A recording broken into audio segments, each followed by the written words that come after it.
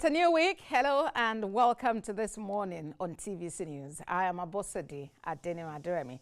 On the program today, focus is on politics and security in Benue State. And my guest is Ojema Ojotu. He's member representing Agatu Federal Constituency of Benue State in the House of Representatives. He is also the chairman, House of Reps Committee on Inland Waterways. Good morning and welcome to the program. Thank you so very much. Happy to be here once more time. Mr. Ojotu, good morning and welcome. Can you hear me, please? Yeah, it's my pleasure to be here. Thank you. All right, let's take a moment. When we return, we will have that conversation with Ojema Ojotu, who is chairman of the House of Reps Committee on Inland Waterways, about politics and security in Benue State, the food basket of the nation. Please stay with us, everyone.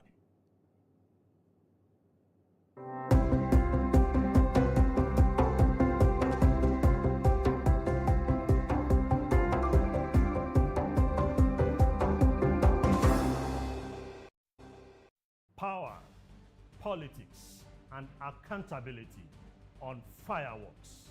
No seat is too high, no question too hard. If they hold an office, they are on the hot seat. If they have power, they answer to the people and answer the hard questions. Only strong men lead, not weak men who don't have knowledge, who don't have capacity, who don't have access. This is not just talk. This is fireworks. Corruption started corruption in when you cannot send your animal to where they train police officers. No filters, no favoritism, no fear, no holds barred, unbiased, unafraid, unfiltered. Why should people elected into office and are being funded by the treasury of the state and then their salary and allowances will be treated in secrecy? Fireworks, only on TVC News.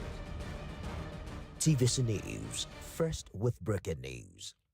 And the winner is TVC.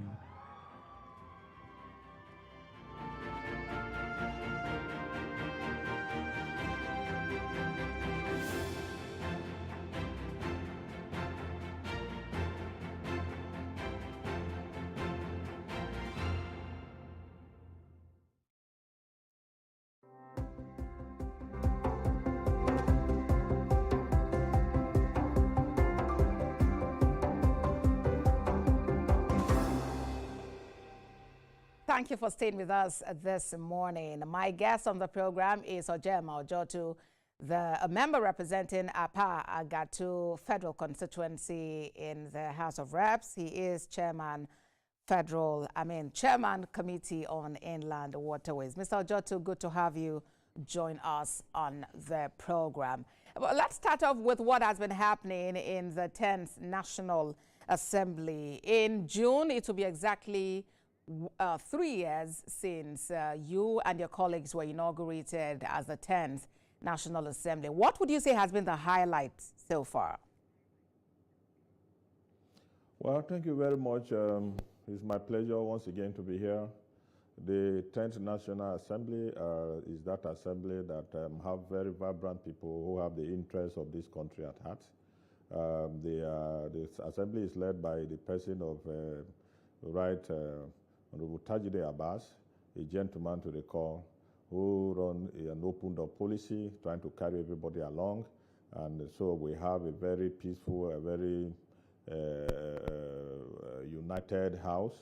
Most of the time, any issue that becomes public and issue that affects the generality of the citizen of this country, we have a way of addressing it with one passion, with one spirit, with one zeal.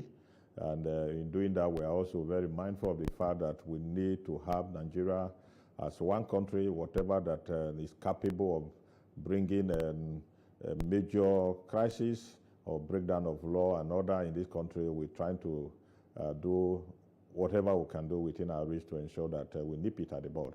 So generally speaking, I can tell you that the 10th National Assembly is that assembly that is very passionate, is sensitive to the plight of the people. We feed the reports and we actually up all the time to ensure that whatever that concerns the people are dealt with accordingly. All right, and if we may narrow it down to the committee that you chair, the Committee on Inland Waterways, what would you say you have been up to? What have you been able to put together this past few years? Well, you know, inland waterways, like you are aware, we have what they call road transport, we have what they call air transport, and we have water transport. Basically, inland waterways, we're trying to see how we can make our inland waterway navigable in such a way and manner that our citizens can also be able to travel through water without much danger, risks, and issue of mishap. So before my assumption as chairman of Inland Waterways, one of the news that was very rampant was the issue of boat mishap. And sometime in a month, you hear that up to 2, 3, 4 times. But when we came on board, we tried to put measures in place to ensure that we reduce that ugly incident to, a minimal level. And of course, before my inception too, there has been this controversy, the conflict between the Lagos State government and that of national, that's federal government, on who actually have the right to control the inland waterways, and that we've been able to look at it and come to a compromise on that issue as we speak, and that issue was adequately addressed, and so that issue is no longer this. And so inland waterways as an authority, we are living up to tax, we are living up to our responsibility. But again, I can tell you that one of the most viable resources any country can have is inland water. And but to be honest, Nigeria as a country, we have not been able to. Of course, it's huge. Like road construction is capital intensive. Even for a country to comfortably operate airway and airport, is also quite demanding. So also with the water transportation. So what we have been agitating for all this while is to see how we can ask the federal government to prioritize, or better still, give the kind of attention they are giving to these other two means of transportation. They can even give 50% of it to inland waterways. I think it will go a long way to address our transportation issue. Because if you put a lot of resources and make our inland waters navigable, we have not been able to even make use of up to 30% of what we have. By the time that is put in place, I can tell you it's cheaper for people, the people who live within the river area, they find it, they will definitely find movement quite easy and all that. So that we are on it, but generally speaking, we've been able to deal with the issue and the issue of life jacket, and we're also making arrangements to ensure that modern boats are also made available to fishing out the local boat that, of course, majorly has been the cause of the boat mishap. And a lot of construction of jetties here and there. As I speak, there's jetties in Ocholonya. As I speak, there's also a jetty construction going on in Oweto. And across the whole country, we ensure that those things are put in place to make transportation within our inland waterways quite conducive. And but I can assure you it's a long-term project, and we cannot just finish in a day. But we are on our toes to ensure that we bring a lot of innovation to that sector. Thank you. Indeed, people are really looking forward to how water transportation can be better accessible, affordable. There are just different metrics that people are looking at. And then also, I would like to know how you collaborate with other agencies, that are involved in servicing water transportation to ensure that, for instance, even when these tools are made available, that passengers and the boat operators actually use them. And beyond that, that whoever violates, whoever refuses to abide by the law are actually dealt with. How do you collaborate with these agencies to get this done? Yeah, thank you. That's a very nice question. You know, like I told you earlier, water transportation is just like a road transport system or airway or what have you. And when you are on the road, there are what they call road safety, there are what they call police, there are what they call VIO and all of that. All of those people are also in place to ensure that they checkmate how, whether the vehicle you are using is roadworthy and whether the driver is actually an expert enough to begin to drive that. So we also have similar arrangement within the waterways. And then, of course, there's even a bill that is in place. We are trying to see how we can expand the security within the sector. You know, so that is where we have a service of Navy and so many other things. So, but I can tell you what we are having majorly that's a challenge is we have what they call shortage of manpower. But with the bill we are putting in place, we'll be able to give room for more hands to be brought into the system so that, of course, we can, beyond checking the worthiness of the boat and even the drivers, the boat captain, we should be able to see the issue of thief. There are some people who hang around the water to also, you know, commit some crime. You know, so, and of course, in where I'm from, which is Agatu Constituency, we have a lot of inland waterways around that area, and then sometimes some criminals take advantage of this thing to see how they can also cross over to commit some crime. There are some armed headmen that will usually want to come, and when they come, they commit some crime and then look for it to exit. By the time we properly equip our inland waterways with enough and adequate security, it will also guarantee life or property of people that live around the area. And of course, the travelers, those who want to go by water, will also have confidence in the water transportation system.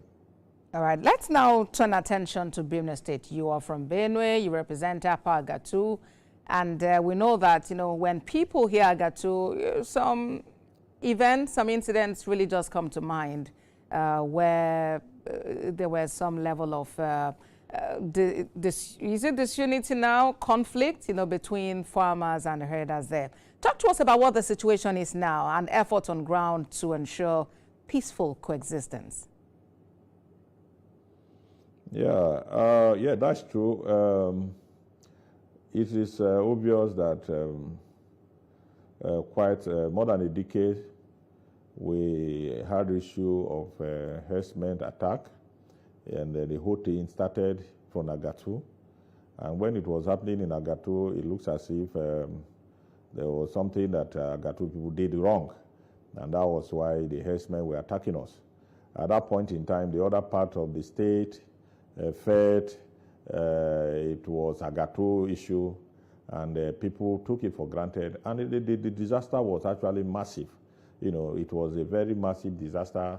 More than half of the community were affected. They call it the Icho, comprises of Aila, place like Okokolo, place like Umikwidi, Edije, and all of that. They were completely sacked. This happened to be one community that used to have a lot of you know, activity. They are very good in farming.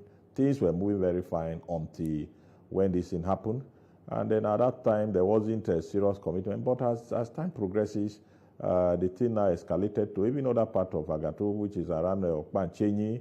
And then as I speak with you currently, the matter has already taken over everywhere. There's no community in Benue State that have not have their own share of the activities and of this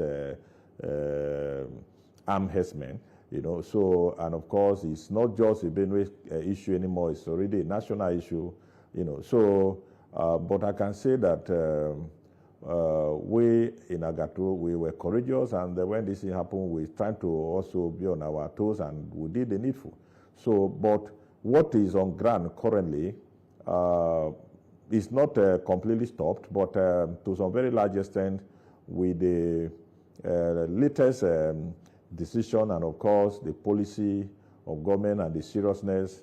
You recall I was here some time ago and I made a call that there's every need for federal government to look into the issue of Benue when there was an attack in Rewata. And the day after, the President of the Federal Republic of Nigeria, His Excellency Bola Ahmed Tinubu, visited Benue State. And he made a very strong statement. He gave directive. Prior to this time, we will hear a situation whereby when this attack happened, some security agency will be telling you that they really don't have any directive to do anything. And of course, even before to this time, I also remember when the president visited Benue, when in the heat of some of these attacks, and the president said that we should just learn how to cohabit and live with people and all that. But when the president, Bola Ahmed Tinubu, visited Benue last time, he gave a very strong directive that those people who are actually the armed headers should be treated like a terrorist. And they gave a strong directive that they should go after them. And I think since that time, we have been experiencing relative peace in Agatu and, of course, in Benue at large. So what is in force now? And, of course, the recent appointment of the Minister of Defense, his person of Christopher Gwambi Musa, retired, as the Minister of Defense, and he made some quite strong statement and pronouncement, and those pronouncements, I think, is sending a very strong signal to those people. I was happy when he said that the issue of open grazing is criminal, and that anybody who grazes openly is a criminal offense, and that is trespassing. When you trespass into somebody's land, of course, it's criminal. And of course, when you also say that the armed headers should be declared as a terrorist group and should be treated as such, and those things gave us some level of confidence. So with that, I can say that there's some level. Yeah. Yes, Mr. Ojotu, we can go on with this, and we'll still have time for that. But at the moment, we do need to take a break. When we come back from that break, our conversation would continue. Please stay with us, everyone. This Morning returns in just a moment.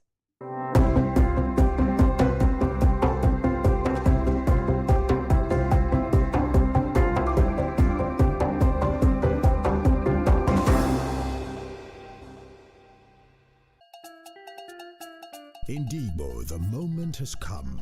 This is a call to belong, a call to participate, a call to take our place. The All Progressives Congress APC now begins e-registration across the southeast and to Indigbo everywhere in Lagos, Ogun, Oyo, Osun, Ekiti, Ondo, Kogi and Kwara, Kano, Rivers State, wherever you live, wherever you work. This call is for you. Register at your ward or online. Become a part of the APC family. Get your APC membership card and your PVC to position Indigbo at the national level. Stand up. Register.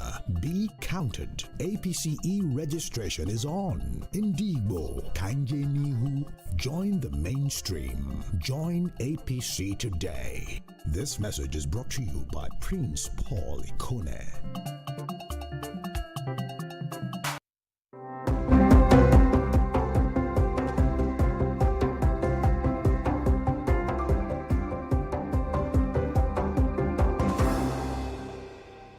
Thank you for staying with us. On This Morning, we are talking politics, security in Benue State, also taking a dive into the activities of the House of Representatives Committee on Inland Waterways. My guest is the chairman of the committee. He represents Agatu Federal Constituency in the House of Reps. He's Ojema Ojotu. Mr. Ojotu, thank you so much for staying with us. Before we went on break, we were talking about security, the fact that you believe the situation has greatly improved, especially based on directives, stern warnings and statements from the president, from the Ministry of Defense and other persons involved in security. But let's talk about how the state is collaborating, is working to ensure that security is sustained. What is happening at the local level? What levels of support exist from the state governor now, Hassan Salia, working with local security operatives in the state to ensure that Benue State is safe for all? Yeah, maybe I should take off from my locality. Just about 2 or 3 weeks ago, we convened a security meeting. I was invited to that meeting by my local government chairman, and in the meeting, all the stakeholders, the chiefs and the youth were there, and we unanimously took a decision that considering the way and manner these armed men come, attack and molest our people, and then they cut away with valuable property, we should, as a matter of consciousness, resolve that none of them should be allowed to come into our space at the moment. And that decision was a unanimous decision, and it was taken in the presence of the security personnel, and in line with what is on ground. And as a follow-up to that, we had what they call expanded joint stakeholder meeting of the APC, called by me, presided over by me, and we affirmed that decision. That is a Agatu now met together, and we resolved that since it's very clear that these people will come with ill intention, with intention to kill, to rape, and to destroy our farm produce, which is, of course, is our livelihood, source of livelihood. So we resolve collectively that the security personnel and everybody that is in a position to stop these people from trespassing into their land should do the needful to ensure that they keep them off. So we took that decision at that level. And I'm also aware of the repeated effort of His Excellency, the Executive Governor of Benue State, when, of course, he's the governor of the state, and he worked with Lieutenant, he worked with local government chairman and all that. And, of course, they work with the security personnel. And I also know that the security personnel majorly take their decision from the federal. And so, and of course, in the latest, since the president visited, the cooperation, the interaction, and the way and manner, the engagement, the strategies have to engage some of these issues. I'm fully aware that the governor is doing that. I'm also aware of the effort he's also making to ensure that those who are in the IDP camp are also adequately relocated to their native home. So it's a job, like you said earlier, that all hands must be on the decks, more so that, as a civilian, you will not be able to take law into your hands. So we are relying majorly on the conventional security to ensure that they carry out the directive of the president and, of course, the directive of the new Minister of Defense. And, of course, they are having full support of His Excellency instead of logistic and other area to ensure that we have a very peaceful state. But I can tell you, as we are here today, that where we are today in terms of security in Benue is definitely not where we want to be. It's not, we can't say that we are sleeping with our two eyes closed, but we can say that what is happening currently now seems to be a little bit better than what it used to be. And I think if it is so, then I think somebody, particularly the governor of the state, is also, because sometimes he's not somebody who wants to do things and make it very loud. He's somebody that you can only see the result, and then you appreciate that somebody is doing something. So I want to believe that with the fact that we are getting it relatively better, and we want to believe that it will continue to get better. I want to believe strongly that we are actually on track, and the governor is doing his own bits. All right, Mr. Ojotu, we have a caller already. George, he is calling from Ikeja. Good morning, George, and welcome to the program. Please. Hello, can you hear me? Yes, please, George. I can hear you. Okay, thank you, and good morning to the church. I want to thank you for bringing him. I have a question for the guest. He said he's chairman of committee on waterways in the House of Reps. I wanted to find out from him, what is the relationship between his committee and state governments that run, that have regulatory agencies on waterways management? Because there have been many cases of water accidents on water, especially in the North Central. I remember about 2 months ago, on 2 consecutive occasions, more than 40 people got drowned when a boat capsized in Niger State. Just because they are not wearing those floating devices they are required to wear when on top of the water. So regulatory agencies in those areas. What is the relationship between his committee and those places to ensure safety on our waterways? Thank you very much, George. You need to explain it. Yes, he would respond to that. Thank you. Mr. Ajatu, the ball is in your court now. Well, maybe let me put it clear to him that the committee itself is not the agency. When you say what's the relationship between the committee and the state that are also doing business within the water basin, we have what they call inland waterways. They call it Inland Water, National Inland Waterways Authority. That is an agency. This agency have MD, and they also have their staff, and they have chairman of the board. We, at our level as the lawmakers, we oversight what they do. And the oversight function is to go and see what they are doing and how they are doing it. And when they are doing it wrongly, we'll be able to tell them that they are getting it wrong. If they are doing it rightly, we'll tell them they are getting it rightly. But like I said earlier, inland waterways is just like the normal road transportation that you have. If you go to your place, there are some road that they say is federal government road. And that road, the federal government put eyes on it and do the needful. But you go to some other place, there are some local things. Not every road that the federal government can put their satellite on. So in the same vein, there's no way the inland waterway will be able to view all the inland, the inland waterways across the country. So that is where the state government, of course, government is one. Government and Nigeria is one country. So that is where the issue of collaboration and working together will come in. So the issue of regulatory agency, we have, like I said earlier, you asked this question, there are agencies that are within the waterway checking, what's it called, the roadworthiness of the boat and the competency of the boat drivers, and then even to ensure that the water where the boat are being passed are navigable. So those things are in place. And where the court have said it very clearly that the entire waterways in the country should be regulated by what? By the federal government, via the Inland Waterways Authority. But basically, when you are talking about government is one, the state government is a third of government, and so they work in collaboration. So that aspect of collaboration cannot be, taken away. And I also don't want to work on speculation.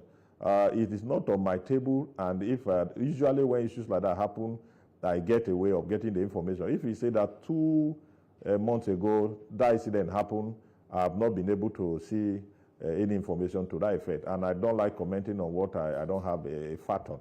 So to the best of my knowledge, I'm not aware of that, but I cannot tell you or rule out the fact that there can be, both mishap. Just like somebody cannot sit and say there will be no, can't rule out the possibility of having an accident or accident happening on the road. But I can tell you that we have been able to bring the issue of boat mishap to a bearing minimum. That I can tell you. Thank you.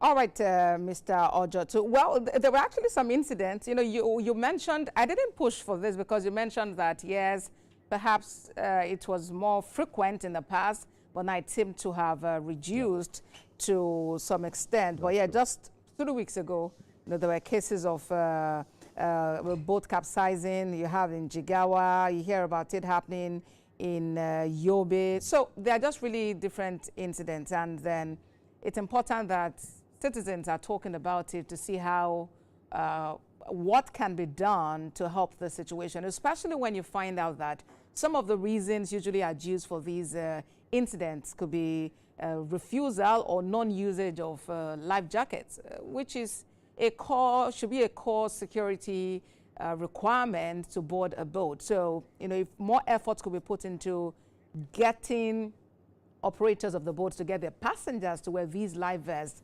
that would make a lot of sense. Also, the issue of overcrowding, that happens a lot. But I know you spoke about efforts to make more boats available and to get more hands on deck to man these facilities. All right, let's talk briefly about politics. You started out in the PDP, Mr. Ojotu, but here you are in the APC. But there are those critics who say that, why did he leave the PDP? He should have stood there as a strong voice, speaking in the opposition and holding government to account. What would be your response to them? Well, thank you very much.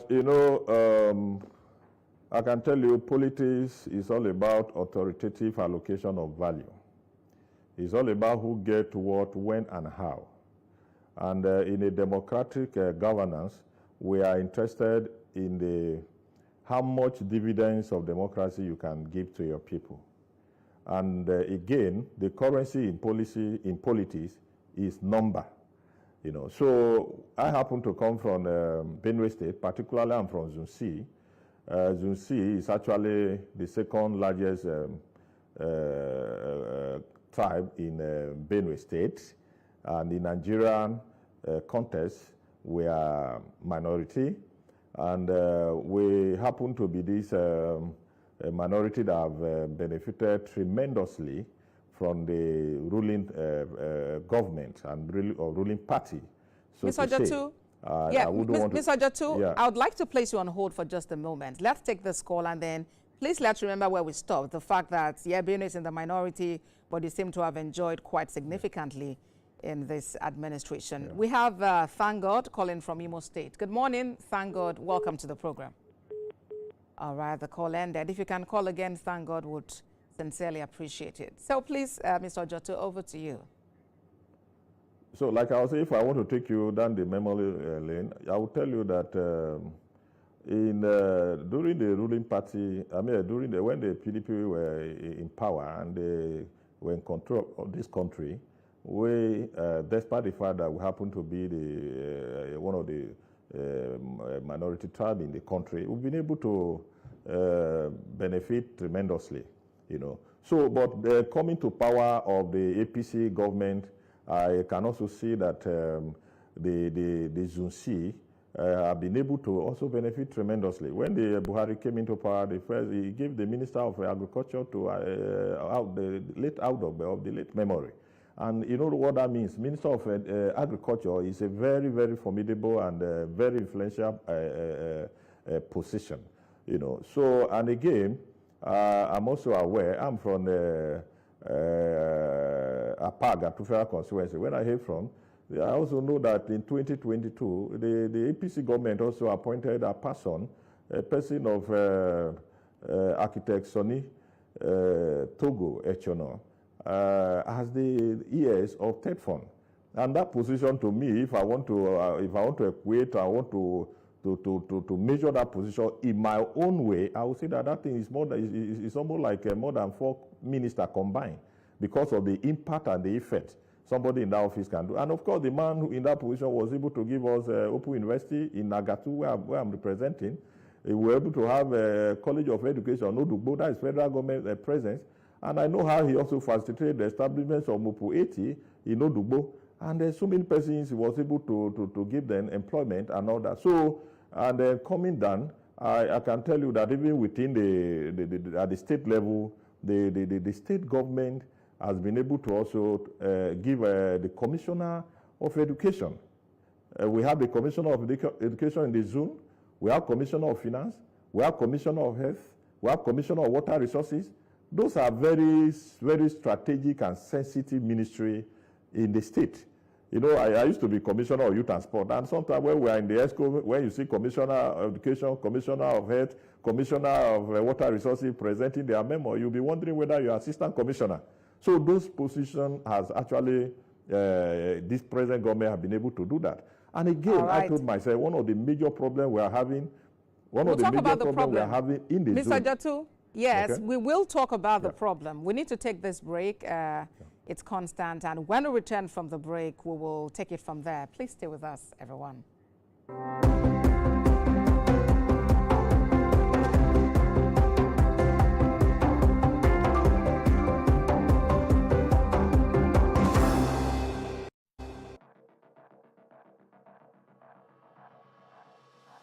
From the beeping mainframes of the 1960s to the smartphone in your pocket, and now machines that can think, learn, and speak like us. This is Techni Fire. Hello and welcome. I am Dr. Arua Joy. On this show, we connect the dots between the past, present, and the future of technology. We revisit the genius of yesterday's breakthroughs, the microchip, the internet, and the first robot arm. And we dive into tomorrow. AI that can create art, machines that can heal the body, and tech that's reshaping how we live and work. Every week, we explore where we have been, where we are, and where we are going. This isn't about gadgets. It's about the people, the possibilities, and the power of imagination. Welcome to the conversation. Welcome to the future. Welcome to Techni Fire.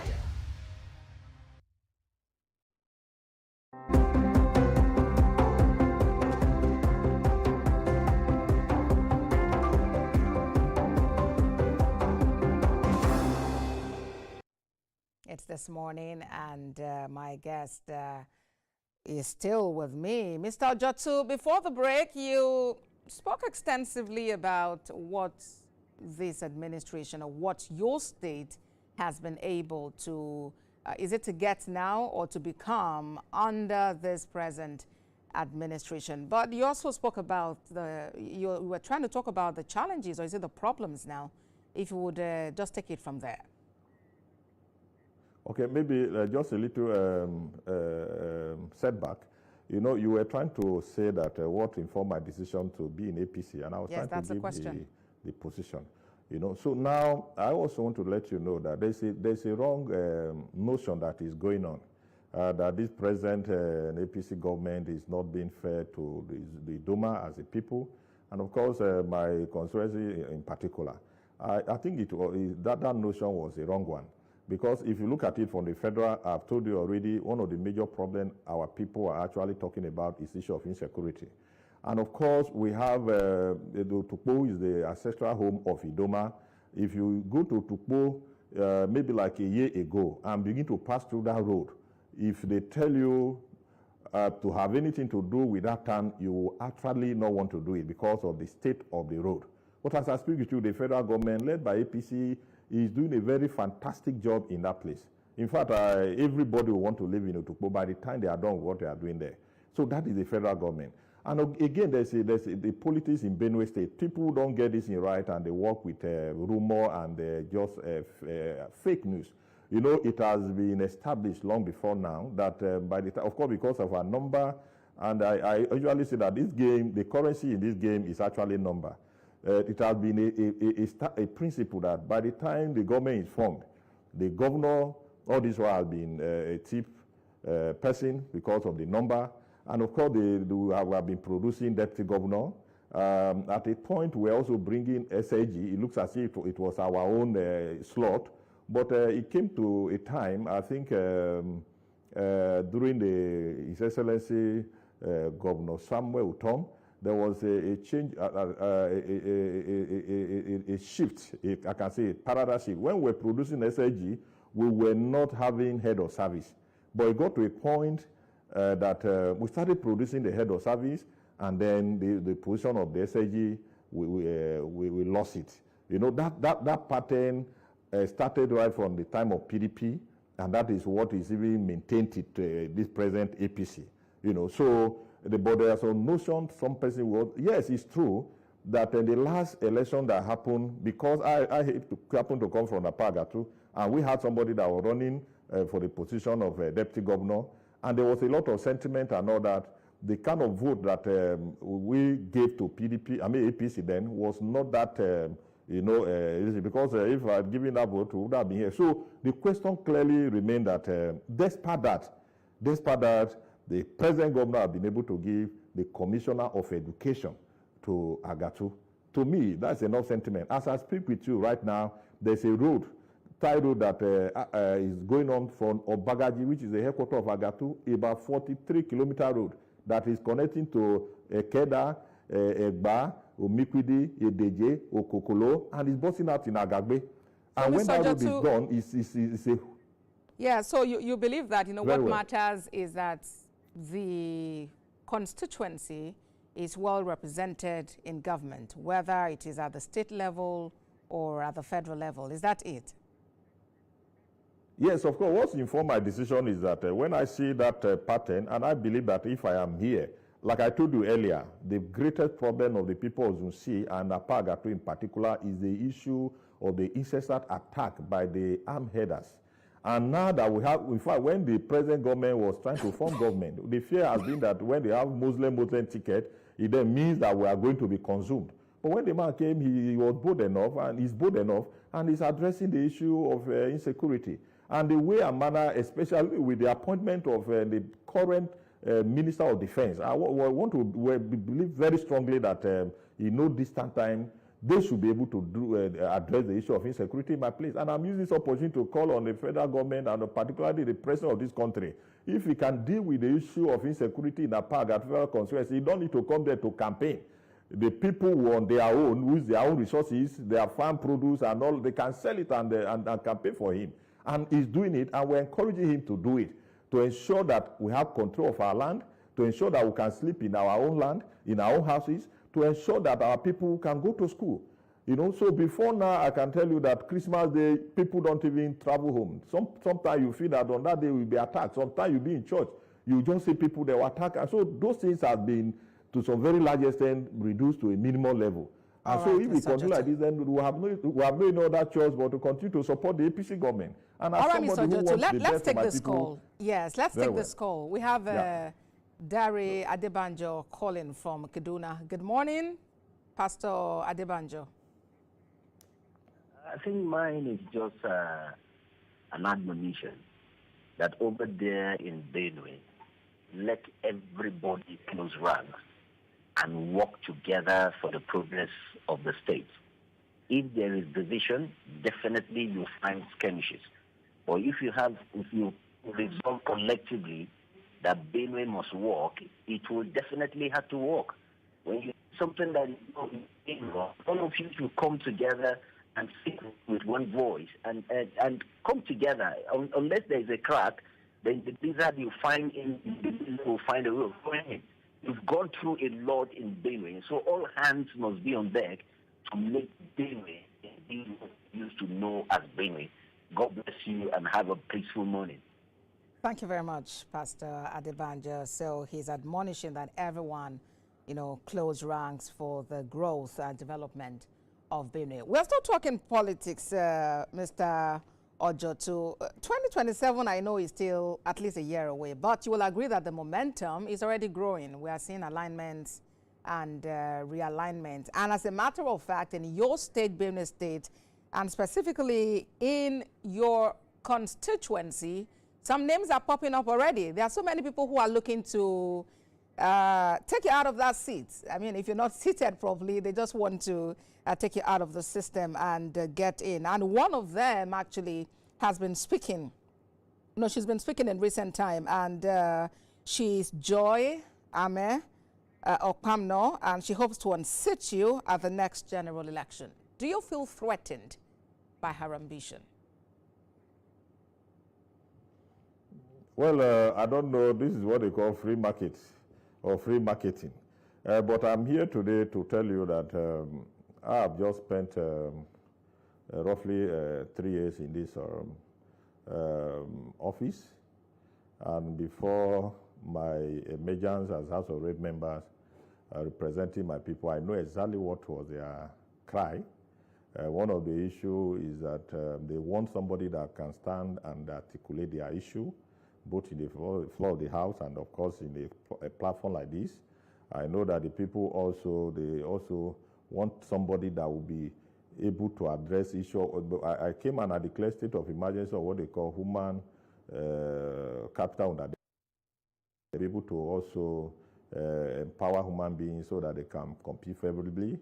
As I talk with you right now, I have been able to take a 4.5 asphalt road. In the history of Agatu Federal Constituency, nobody has been able to do even 100-meter asphalt road in that community. As I speak with you, I've been able to secure job opportunity for 42 persons. And I know people who are serving in this office and they left without even employing their own brothers. They are serving this office without even employing even 3-4 persons that they can point and say, this is what we have done. I have come to this house. I happen to be the first Agatu person to come to the House of Rep for the first time, become chairman of a committee. As I talk with you, there is a bridge that I'm constructing. It's in hundreds of millions that is connecting the river around area with the inter area. As I speak with you now, I'm giving scholarship to over 658 people. And this is something that has never happened. As I speak with you right now, I've empowered people with keke napep in large number. I have done that motorcycle. These are things. I have flooded the whole place with a solar street light in just less than, what's it called? And as I speak with you right now, I have been able to sing borehole in so many communities. People don't even know that borehole used to work in my area before. But now if you go to so many communities, they can even do pure water. I have been able to do dam for people who don't even have hope of having water. They have dam that they use. They are talking of doing block industry. As I speak with you right now, I am the most accessible. I visit my people very often. Even before I left PDP, people had already endorsed me as a sole candidate. And I just had a expanded stakeholder meeting of APC just 2 weeks ago in Apa, when the entire people in that meeting passed a vote of confidence on His Excellency Bola Tinubu, and they also passed a vote of confidence on His Excellency the governor of Benue State, and they passed a vote of confidence on myself. Mr. Ojotu, let's take a moment. It will be, let's take a moment to attend to this call. Kromada, I hope I got that correctly, from Delta State. Good morning and welcome to the program. When you join us, please help us pronounce that name properly.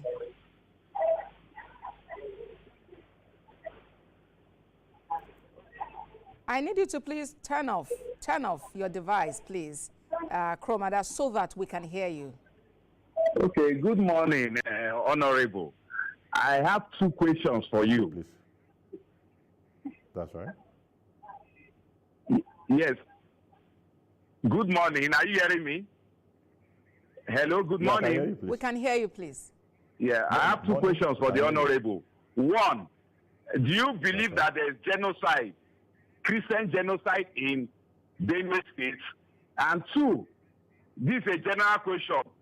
Do you think that we should continue with this bicameral legislation in Nigeria? Because to me, it seems like both houses, people are not really doing anything. You just go there, sit down, and collect our money. Thank you. Thank you, Kromada. Well, I see you smiling, Mr. Ojotu. Let me start with the last one. And to say that, the problem we have in this country is the fact that we don't even appreciate what we have.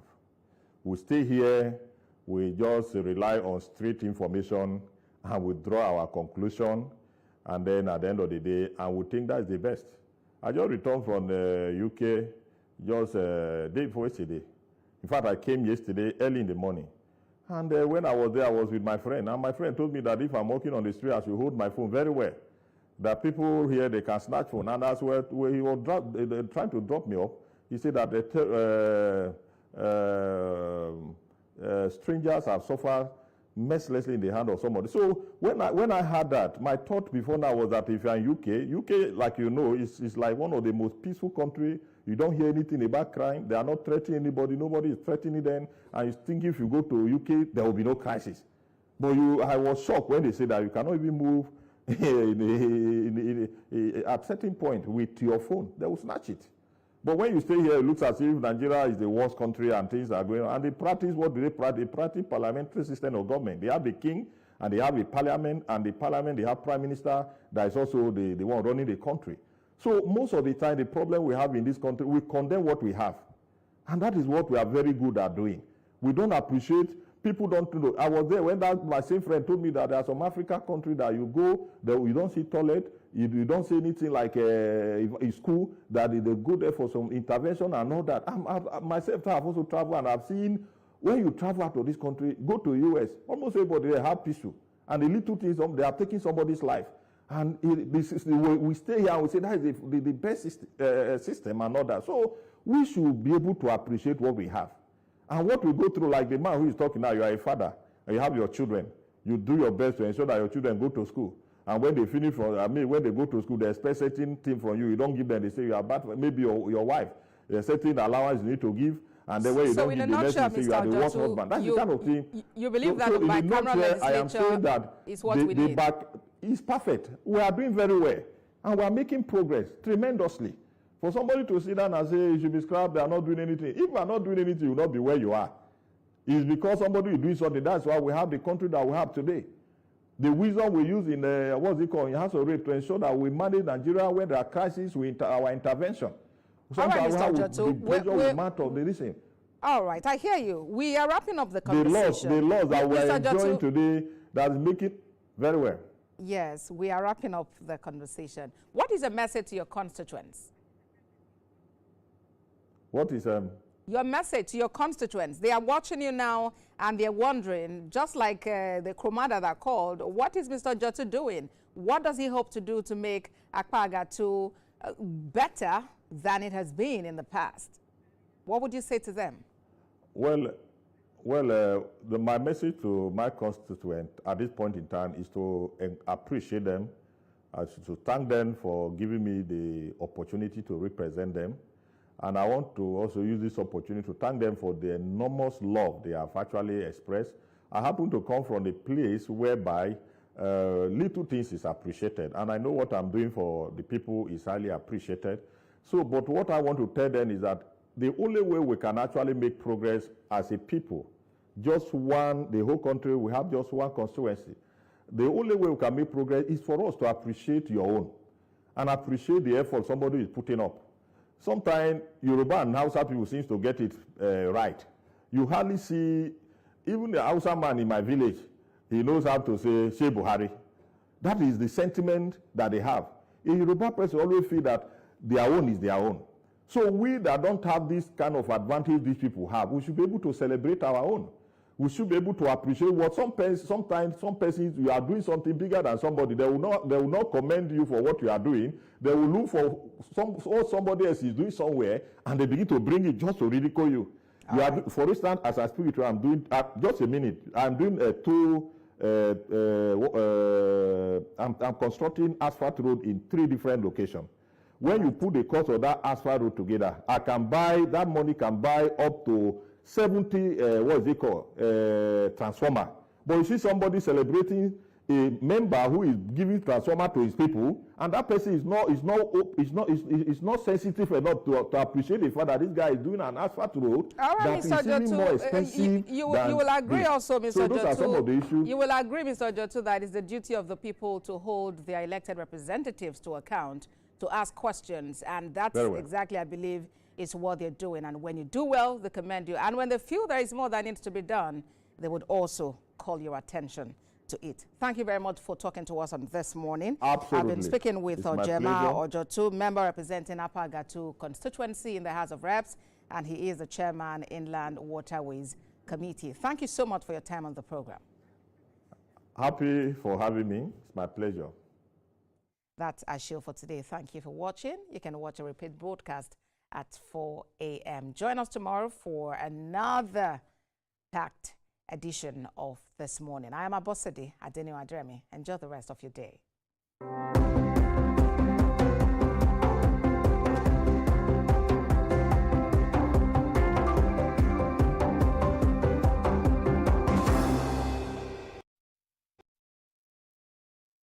The following is a paid presentation by ShopX TV.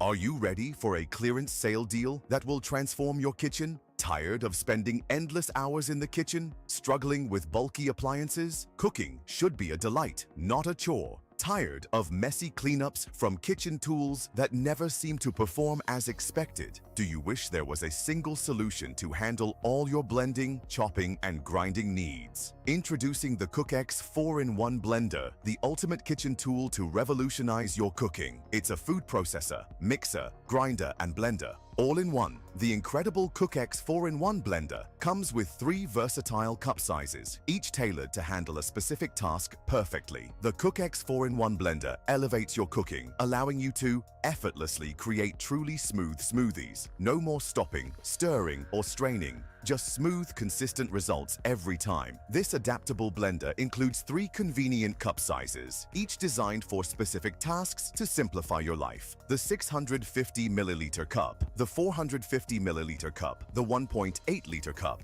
Additionally, the CookX 4-in-1 Blender features a convenient filter, allowing you to create smooth, pulp-free juices. The secret of the CookX Blender lies in its 800-watt motor, combined with a precision extractor blade, providing providing the power to transform ordinary foods into extraordinary dishes. And with multiple speeds, you get complete control over any recipe you create. Savory stews, delicious egusi in just 10 to 30 seconds, perfectly blended beans for akara or moi moi in 1 to 3 minutes, and everything in between. The CookX 4-in-1 blender has been a game changer for me.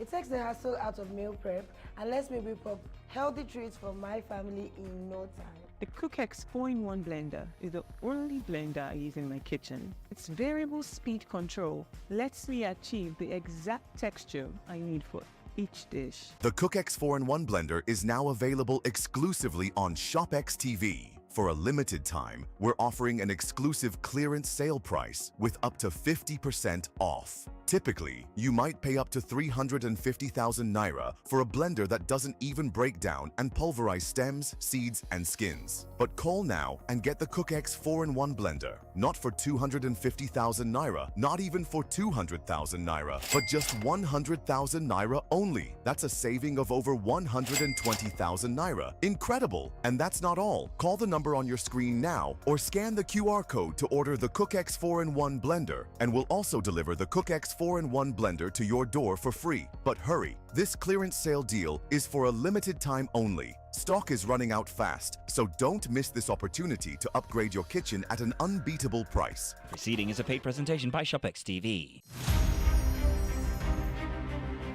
Muhammad Ali was born and raised in Louisville, Kentucky on January 17, 1942. His birth name was Cassius Marcellus Clay Jr. He began training as an amateur boxer at age 12, and at 18 he won a gold medal in the light heavyweight division at the 1960 Summer Olympics and turned professional later that year. In his early years as a professional, Clay was more highly regarded for his charm and personality than for his ring skills. He sought to raise public interest in his fights by reading childlike poetry and spouting self-descriptive phrases like float like a butterfly, sting like a bee. On February 25, 1964, at age 22, he pulled off a major upset, defeating Sonny Liston to win the World Heavyweight Championship. That same year, he shocked the boxing establishment again by denouncing his birth name as a slave name and formally took the name Muhammad Ali, which was given to him by his spiritual mentor Elijah Muhammad, leader of the Nation of Islam. For the next 3 years, Ali dominated the boxing arena. Muhammad Ali retired from boxing in 1981 and focused on his religion, philanthropy, and activism. In 1984, he made public his diagnosis of Parkinson's syndrome, which some reports attributed to boxing-related injuries, though he and his specialist physicians disputed this. He remained an active public figure globally, but in his later years made fewer public appearances as his condition worsened and he was cared for by his family. Ali was chosen to light the Olympic flame at the start of the 1996 Olympic Games in Atlanta, Georgia. He died on June 3, 2016.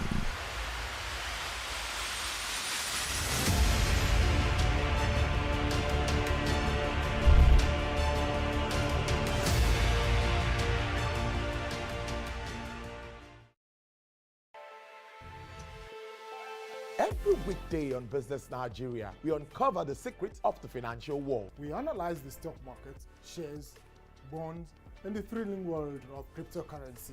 Facts matter. Our team dives deep to separate fact from popular opinion. We simplify complex government policies as it impacts your everyday life, helping you navigate the ever-changing financial landscape.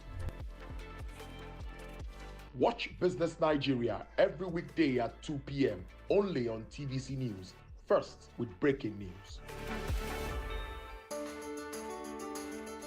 There is always more to a story than the screaming headline. The part of a story that is not told casts a shadow. It's like the part of an object that is not reached by light. On TVC News, I'm able to explore the many angles there are to a story, talking to stakeholders, asking the difficult questions, and digging for facts.